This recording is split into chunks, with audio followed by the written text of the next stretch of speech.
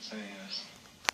Some people think it's when Kesey discovers LSD that the counterculture in California is born, because more and more people then want to try to experience what Kesey experienced, and he becomes a promoter of it. Kesey created a drug commune at La Honda, which is an hour from San Francisco. Great artists love smashing traditions, and in his best, Kesey was doing that. Everybody would have this communal LSD trip together. Tom Wolfe would write the electric Kool-Aid acid test about it. People were constantly slipping drugs into my food. The number of times that I would get around and what the hell had happened to them, they thought they'd do me a favor. They were having the World's Fair in New York, so a bunch of us were going to go. But the bunch of us were too big to fit in his station wagon, so he bought this converted school bus. Kesey, he was going to put the bus in day-glow bright colors and then go what he called unsettling America, blowing people's minds. The whole idea of blowing people's minds was that you have to present something to them that is so different, there's a crack comes open, where something new can come in. And the reaction of all these people was wonderful, because what it was, in 1964, there was no other thing like this happening.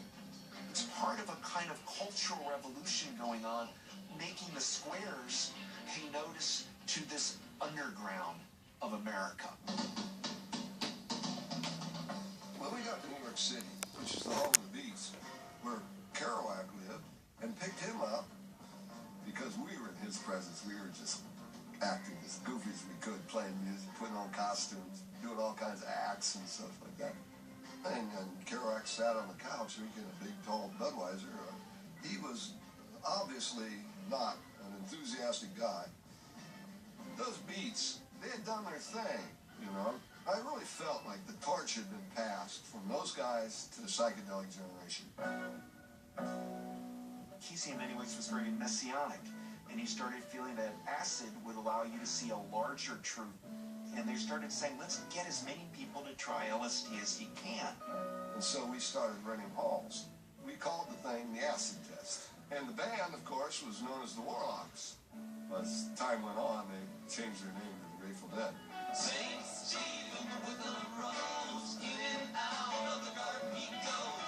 Country garden in the wind and the rain, wherever he goes, the people all complain. LSD was these acid tests they'd have two vats.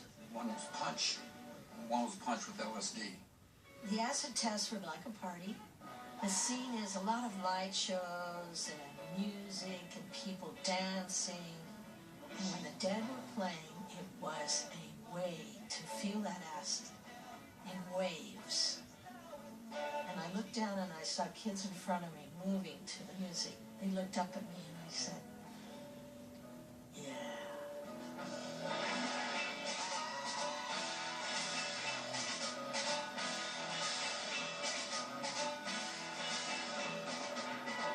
Drug culture really took hold.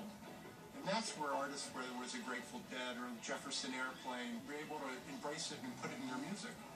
The counterculture in California is born because more and more people then want to try to experience what Kesey experienced, and he became the kind of grand poobah of the carnival of San Francisco in the 60s.